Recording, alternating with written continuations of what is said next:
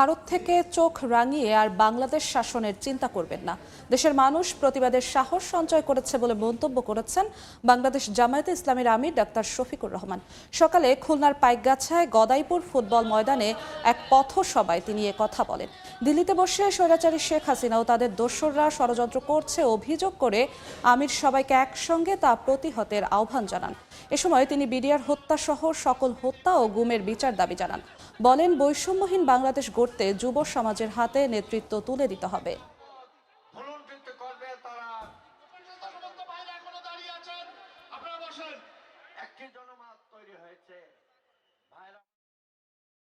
বাংলাদেশকে, বাংলাদেশের জনগণকে সম্মান দিতে শিখুন।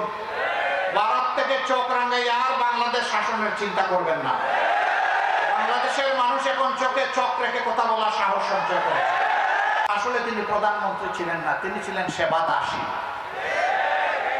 এই জন্য তিনি দাসত্বের শৃঙ্খলে বাংলাদেশের জনগণকে তিনি বন্দী করতে চেয়েছিলেন। আলহামদুলিল্লাহ, আমাদের সন্তানদের নেতৃত্বে সেই শৃঙ্খল জাতি ভেঙে ফেলেছে।